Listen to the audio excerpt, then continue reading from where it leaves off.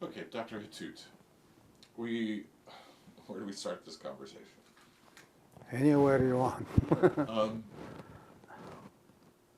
Tell me how you came to the idea of interfaith.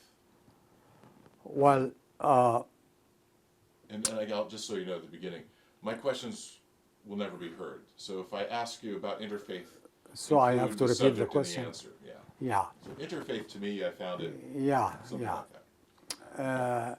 Interfaith to me was really a process of completion.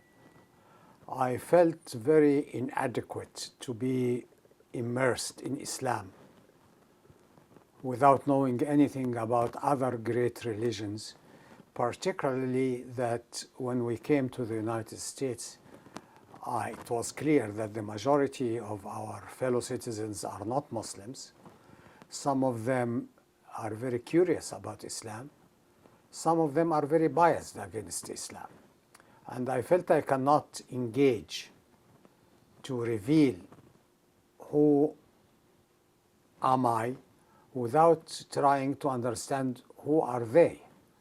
And so it was clear to me, and it was non-controversial in my mind, that to engage people to understand Islam, you have to engage with people to understand their religions. And it was a decision that I took early on, and I really never regret that. And for people who may not know you, uh, who are you? That's the question I'm trying to answer for. Yeah, who am I? Like that song in Les Miserables. Well, I'm born in Egypt, 1936, to a family that's basically very patriotic and religious. I didn't say very religious, but I said very patriotic.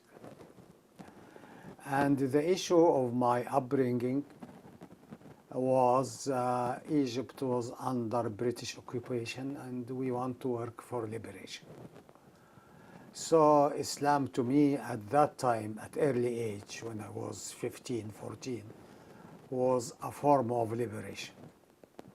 Then one thing led to the other. I got to mature and to understand that it is not just that, and that Islam basically, if we understand it right, is to serve humanity, particularly the sectors of humanity that need service.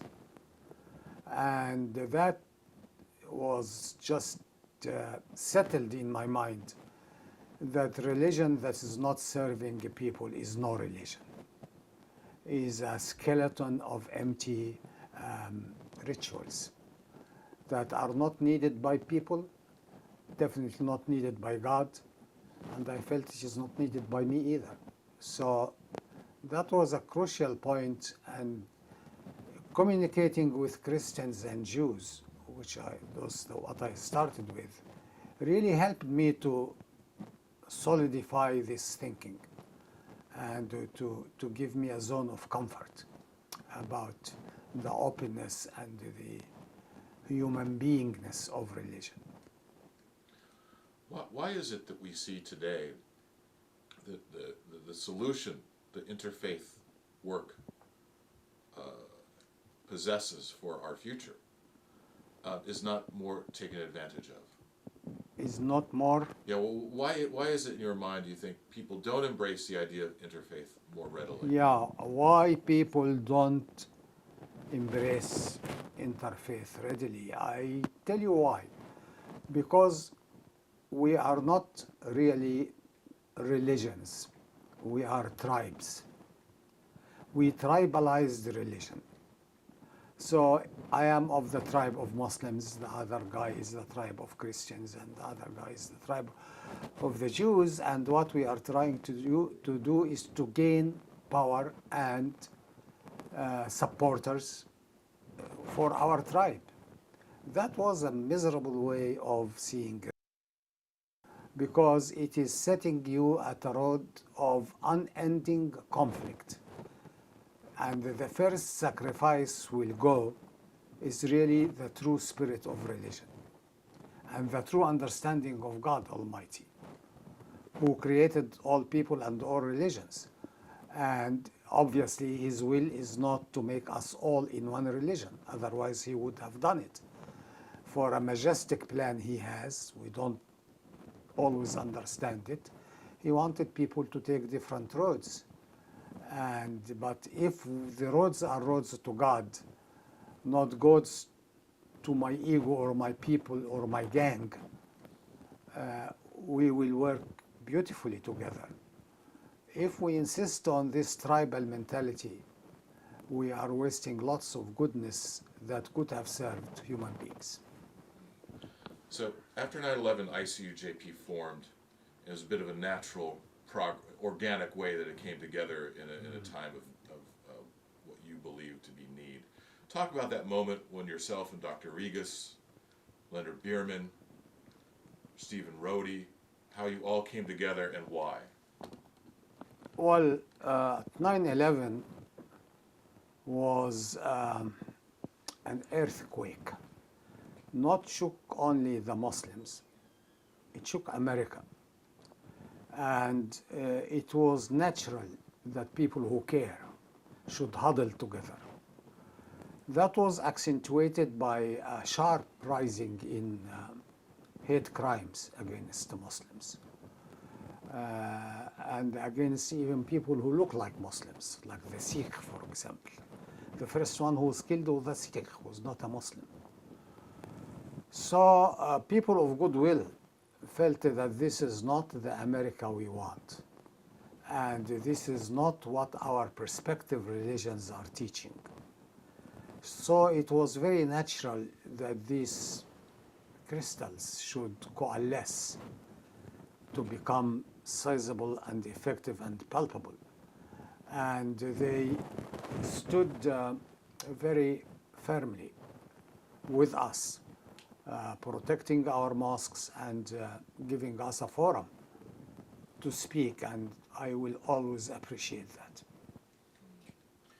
And how have you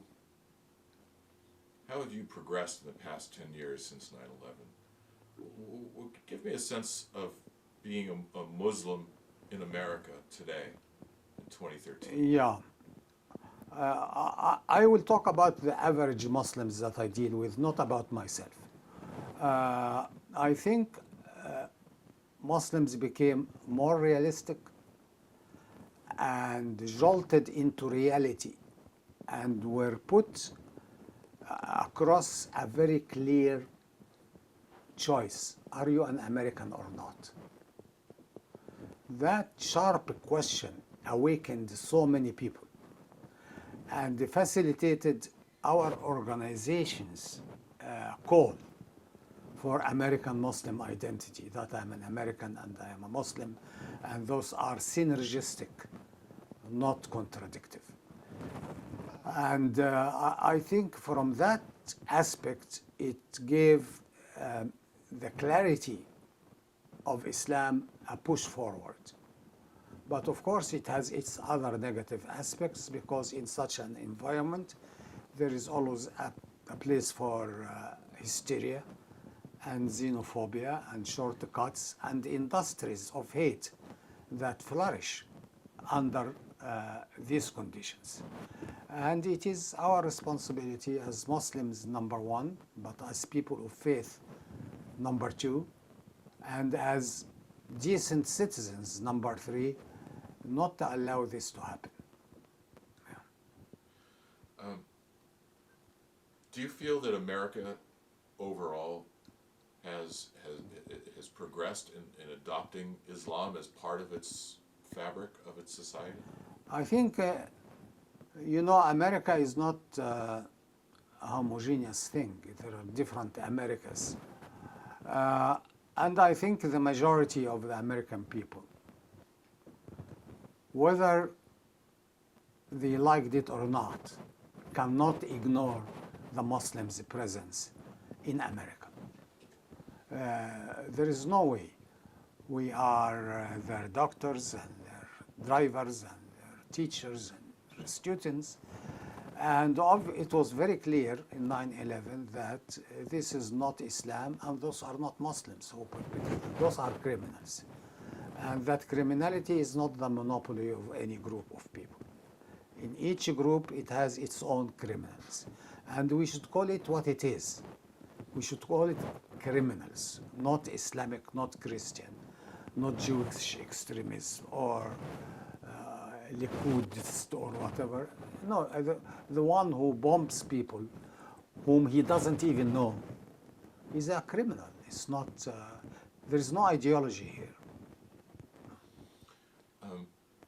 Today we are experiencing chaos throughout the Middle East, whether it be Syria or Egypt, Libya, Yeah, Iraq.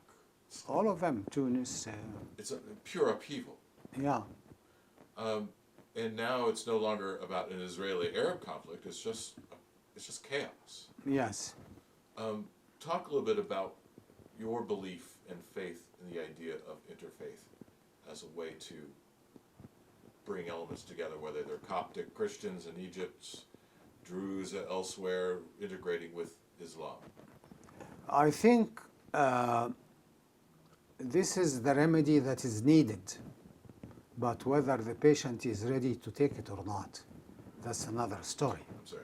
I think interfaith is the remedy that is. Yeah, I think Let me interfaith. stop. Yeah. I think interfaith that we are talking about now is the very remedy that is needed at that time of chaos.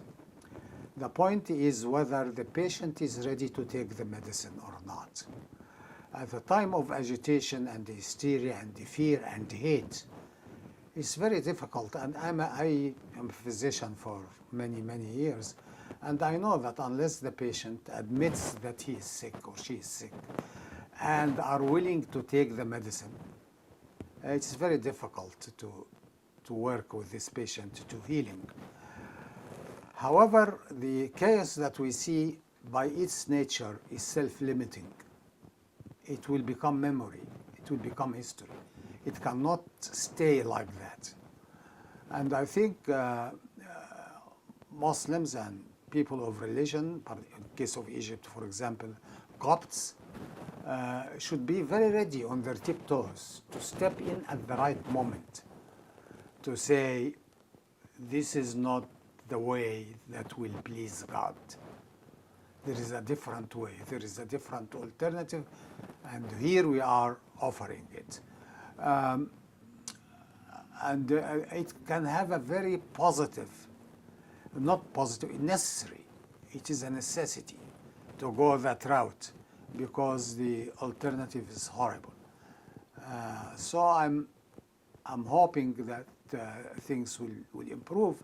And also, again, I reflect back on the case of Egypt because it is very preoccupying to me.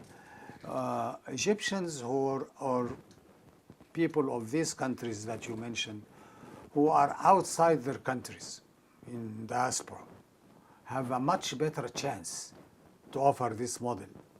It's much easier for me to call Pope Serapion of the Coptic Church here and I tell him, let us sit down and talk, than to do that back in Egypt, where the church might be torched and the emotions are boiling and the anger is blinding. In neutral areas and in areas that have the capacity of disagreeing without violence. And the United States is a very good field for that. I think we should continue our efforts to try to produce an alternative and project it back home and to the world and to other areas.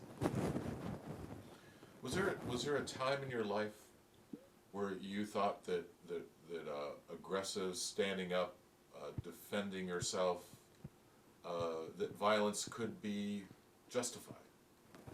And if so, how did you transition to nonviolence? This happened to me when I was very young and foolish. So, when I was very young and foolish. When I was very young and Doctor. foolish. When I was very young and foolish, before I became old and foolish still, at moments on intellectual basis, I looked at it that yes, violence can be the way to go if you are confronting an overwhelming power. And sacrifice and the whole rhetoric. Although whenever there was a chance for me, and I was very active in Egypt, to exercise that, I never did it. So something innate in me resented the idea of hurting anybody else, even if that other person is the one whom I have major grievances with. I couldn't even lift my hand to hit a person. But as I grew up and matured, I questioned myself, is there any problem that violence solved? I did not find any. And is there any problem that could have not been solved with peace? I did not find any. So the clear conclusion to me is violence is in futility. It is counterproductive. It causes more problems and more hurt than trying even desperately to find out a peaceful resolution for problems. And yeah, before I came to the United States, which was 42 years ago, I was completely settled on that.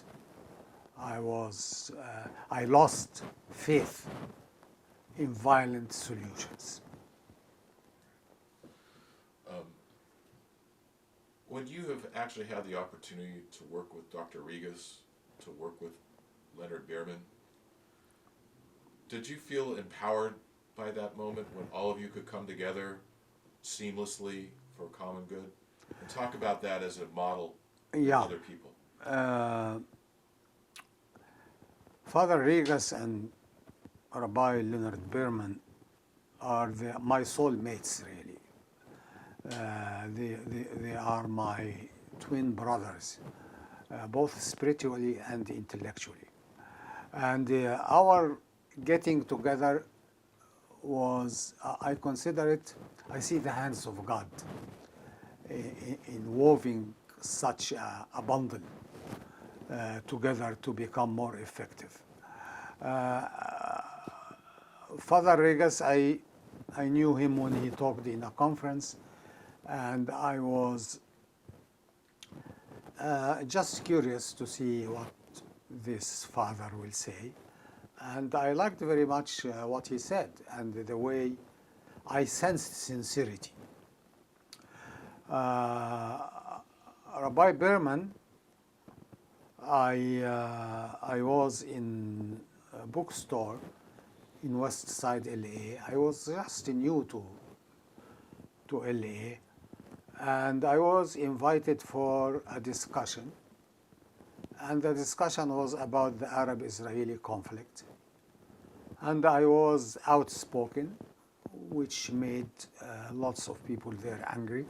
Later on, I described that this is a Jewish neighborhood. So we started talking back and forth in not in a very amicable way. Then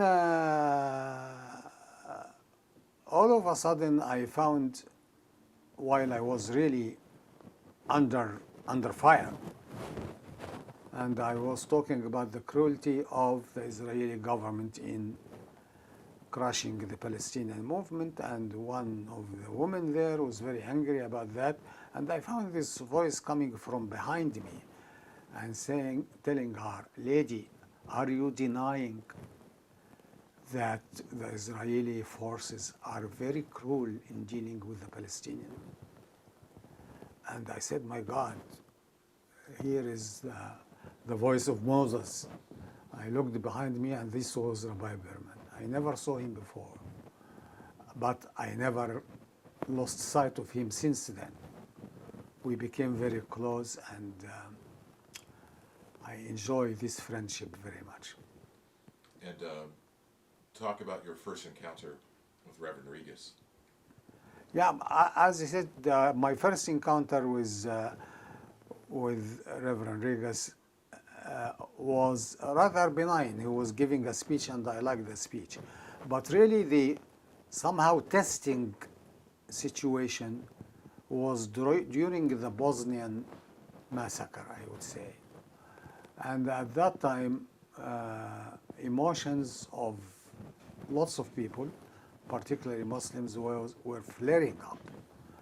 And at that time, Reverend Regas was stubbornly holding to a passive approach to problems. And this, to some extent, baffled me. There are rape camps, and there are mass killing, and there is crimes of almost genocide. And how in facing that passively, how it can be. So this was not friction, but kind of testing to this relationship. Because we met together and we appeared together in a forum for Bosnia. And he was kind of heckled by people in the audience, and I jumped on the stage and stood behind, like hugged him like that. And we knew that we passed that test. Yeah. In these times, once again, you would think that people, religious leadership could come together and lead people wanting to find peace. Yeah. And not that they haven't, because I know during all the years of the Bush era, there was a lot of unity along that line. But why are we not seeing that at the level of national leadership, where we're seeing really arm in arm come together, let's move forward, all of us? Yeah, for three reasons, actually, and I'll be very blunt. And some of these religious leaders are themselves embroiled in that quagmire. We are talking about why religious leaders did not appear arm in arm, are themselves embroiled in that quagmire. We are talking about why religious leaders did not appear arm in arm in a sustained way to counter affect the current wave of hatred and whatever. Some of the religious leaders themselves are infested by the same disease they are called on to remedy. And this is in all religions. You will find leaders within these leaderships that they themselves need to be cured. The second thing is that tendency to make it like kumbaya, like nicety and diplomacy, and we appear together and we smile and kiss and hug and leave, which lots of us, including myself, honestly, have no mood for that, have no big stomach for that. I always felt that we had to step beyond that to what are we going to do actually in terms of projects, combined papers, visits to the Congress. What can we do actually, not saying that we love each other. And so few of us were ready to do that. And I considered one litmus test: if you are ready to take what we say in this room to your congregation, that becomes serious and effective. But as long as we are a group of young, old men sitting in a closed room and exchanging smiles and peace and love and cookies, this is I didn't consider that very honest. Wait, that's great. I need to. The door opened. No, this is all very good, Doctor.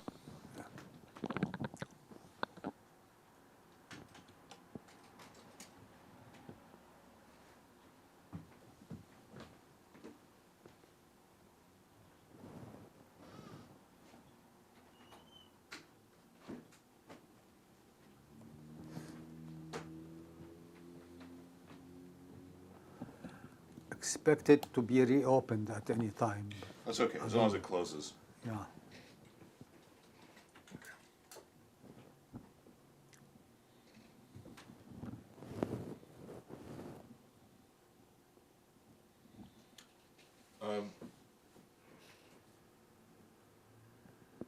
With what's happening in Egypt today, how does that impact the Muslim communities around the world, here in Los Angeles? Yeah. Yeah, what's happening in Egypt today is really impacting the Muslim community here. And I say the Muslim community, not the Egyptian community. Probably the Egyptian community is more composed than the rest of Muslims and Arabs for several reasons. But it really is impacting us deeply and very strongly and in a very divisive way. Because, as I think he was Abba Ibn who said, is the worst fight is the fight between two rights. And you have a situation in Egypt where people feel that the government under ex-President Morsi is leading to a theology dictatorship and imposing religion on people. Whether this is true or not, this is not the issue, but this is the perception. The other groups say, we called on the armed forces to intervene and stop that. So several million people, and the numbers are controversial, but we would say more than 10 million people went out in the street demanding the military to intervene. When the military intervened, the rest of people are very aware, and the wounds of dictatorship, military dictatorship, are still very fresh, so they resented that. And so you have a group that says, if we did not do that, we would have been another Taliban or whatever. And there is another group who says the worst thing is officers to rule. And we tried that, and we knew how this and what it leads to. And that's really the essence of the division. Add to that passions, add to that instigation, add to that, unfortunately, using religious rhetoric to justify both sides, made the situation much, much worse. The Egyptian people have a certain edge. They have a very long history of the oldest state in human history, with a country that is well identified and defined, never changed its borders. So there is depth which is depending on one river that necessitates a central government to regulate the water. So the tradition of having a stable state and undivided people is very wealthy and deep. It's not like other countries where the whole experience, or the idea of being a state itself is very recent.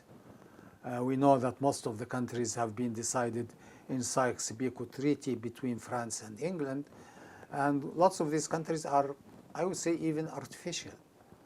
It's not, when you juxtapose that to Egypt, you had throughout the history, there was Egypt, there was Iraq, there was Ethiopia, and there was Palestine. Those are fixtures of the human civilization map. So Egyptian people have certain confidence that as bad as it gets, it will settle down, and at the end of the day, we'll find Egypt as Egypt. We'll find the Egyptian people as the Egyptian people. We'll refresh the Egyptian jokes, and we'll listen to the Egyptian music, and so on and so forth. That historical depth is a very reassuring factor in the minds of Egyptians. Of course, it might not work, it might be a delusion, but I'm describing to you the psyche of the people there. But is this not part of the wider instability throughout the Middle East since the Iraq invasion? Isn't this kind of still fallout from that? After all, everything was fractured and all the institutions of stability were challenged in so many ways or destroyed. Is this not that? Is this just still another manifestation? Yeah, the question is whether what's happening in Egypt is just the manifestation of the after Arab Spring chaos. To a great extent, yes. And to some extent, it is expected. Because when you replace regimes that have been ruling for generations in a monolithic style, which is based on the big brother knows what is good for you, and if you disobey, you will be spanked or disfigured or accused of treason. When you replace that with an open democratic society, it's not easy. Let us see how long did it take the French Revolution. And it ended by having an emperor. Then it kept working, etc. So it is natural that these unsettled situations will linger a little bit more. But all what depends is how powerful is the base. If the base is united and strong in its convictions and determined, things will change, and will settle on something good. And this is what I hope for Egypt. And if Egypt settles, the other Arab, Hold the idea. yeah.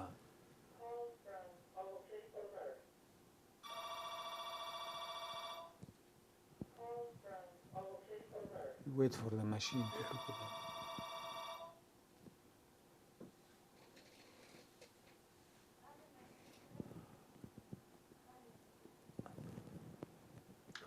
Okay. What we were saying about The aftermath of the Arab Spring. yes. But you know what? Actually, isn't it also? Is this not the aftermath also of the U.S. invasion and actions in the Middle East?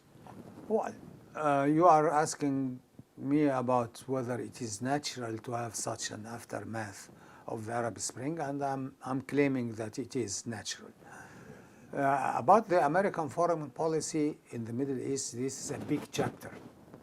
I have never imagined that a great country like America can be so misguided and self-defeating as I see in the foreign policy of America in the Middle East.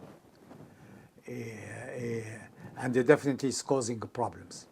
Even on a limited scale on the Egyptian issue, in the last 4 days, the amount of contradictory statements and being in shambles, statements from the State Department or White House or Mr. Kerry or whatever, they are all contradicting. And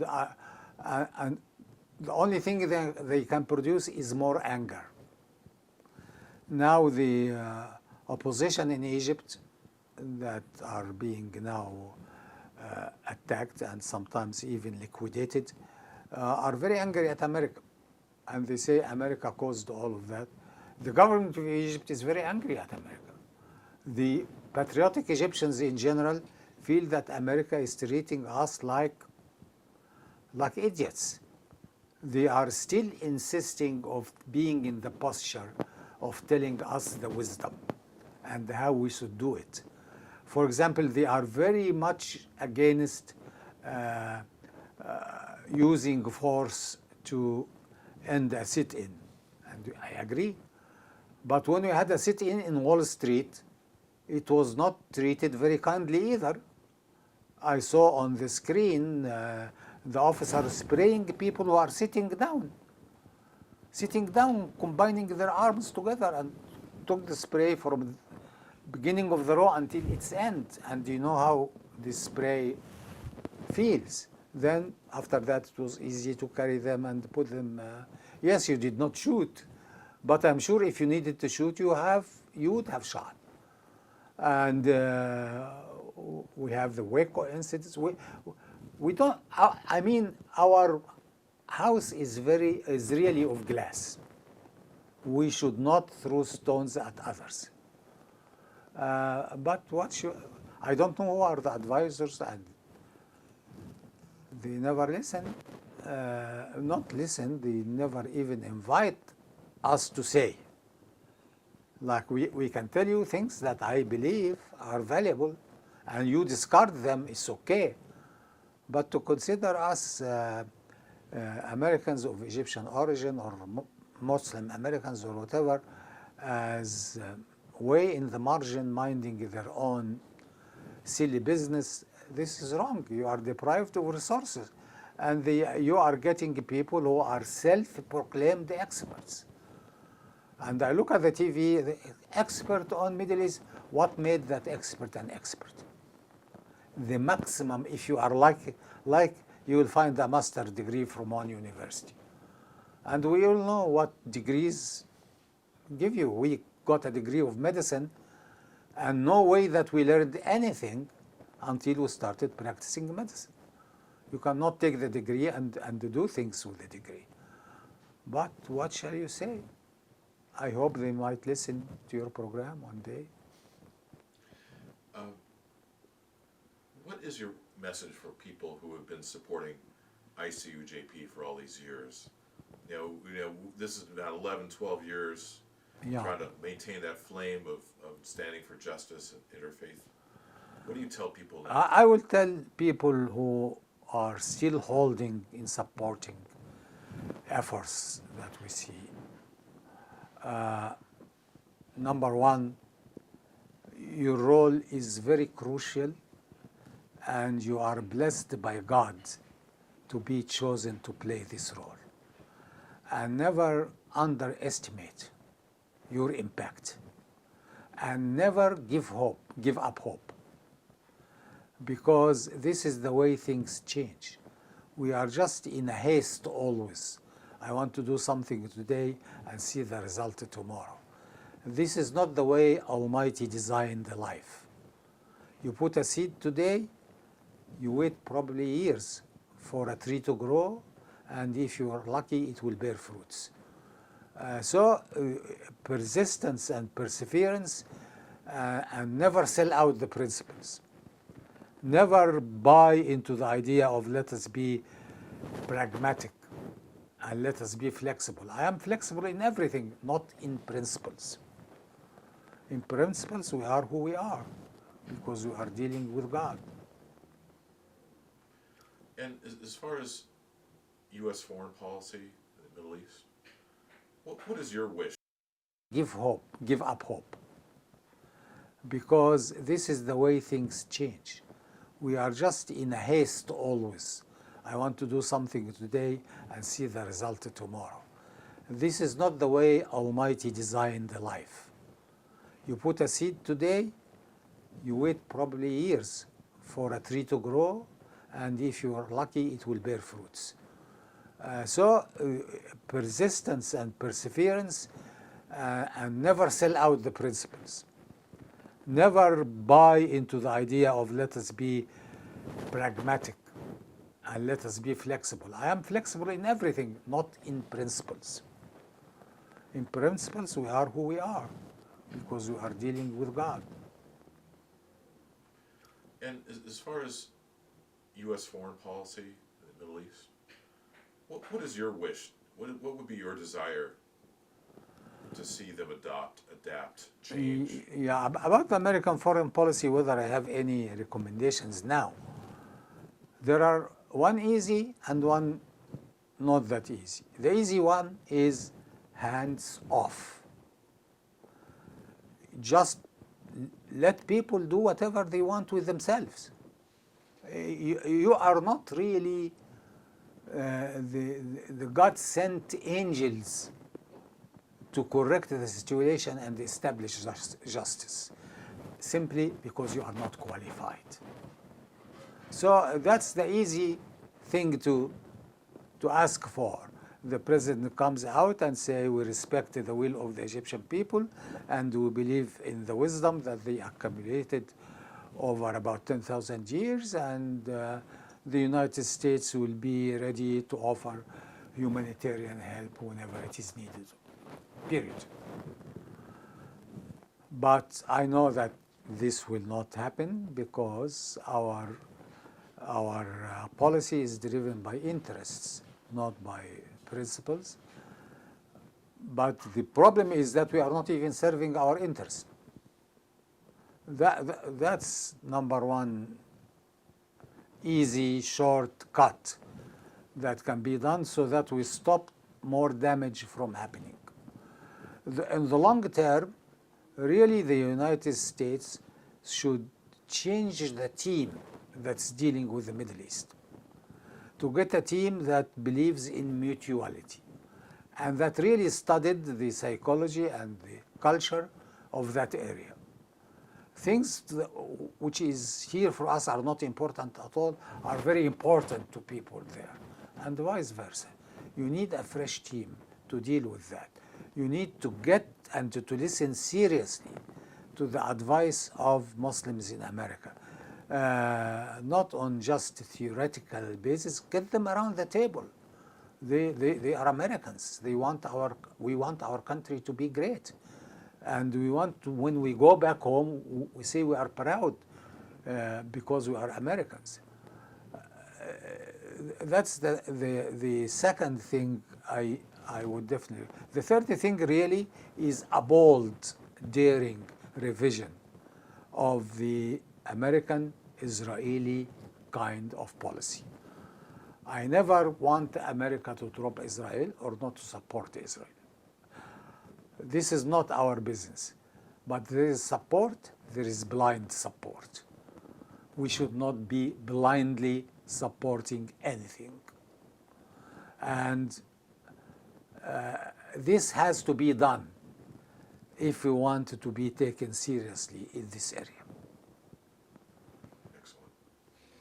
And last question, this is more of our internal introspection, but someone said to me the other day that the predominant value in America today is greed.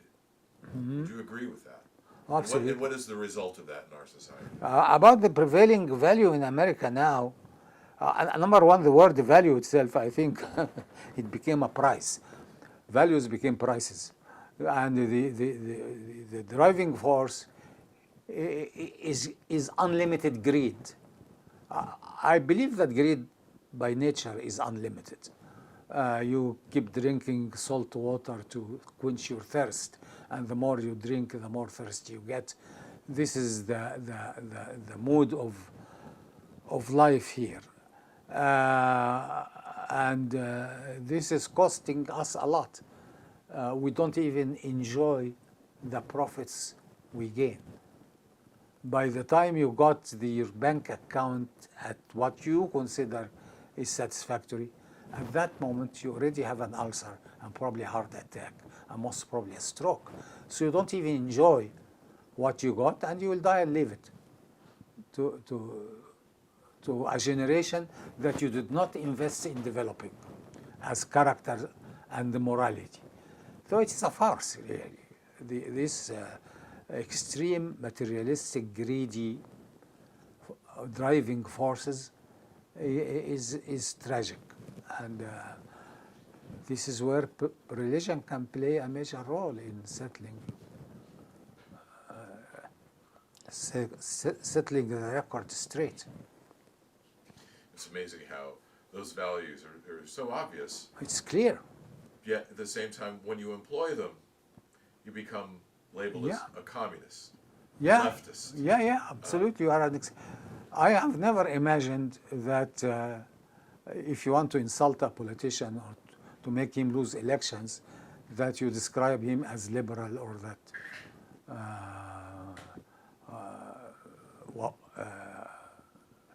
not in the mainstream, because he wants, for example, to look at the minimum wages or want to look seriously at the issue of making medical care available for everybody or making schools equal or even make women have equal wages to men, things that are so primitive. We are arguing about it. Still arguing about torture, whether it is permissible or not. That's such a deterioration that are unimaginable in a country with the size and stature of America. Did you ever believe that that torture in all of your years in this country? Did you ever believe that torture would be adopted as an official policy, which it has? I never believed that it will be about torture. I never believed that it will be allowed to be talked about. It is like, it is obscene, obscenity. Good people don't talk obscenity. So to justify it and to regulate it and to say waterboarding is okay and this is not okay, and what is this? We are blinded to try to philosophize. Torture, it's very easy, and the means are very easy. Give me one stick and I can torture someone to death. It doesn't need labs and sophistication and rules. Torture is to break down the human spirit by causing pain. That doesn't need a genius to know that this is against the will of God. Brilliant. Yeah. Good. Is there anything else you'd like to add? No, One last thing. Okay. Aisha Mason. Have you had much contact with Aisha? I knew about Aisha. Talk about Aisha. Yeah, about Aisha. I really had the privilege of meeting with her and talking one-on-one with George Regas, who invited both of us. And she looks to me like an amazing woman that I am honored to know her, but I don't know enough about her. Oh, fair. That's Yeah. fine. Is there anything else you think is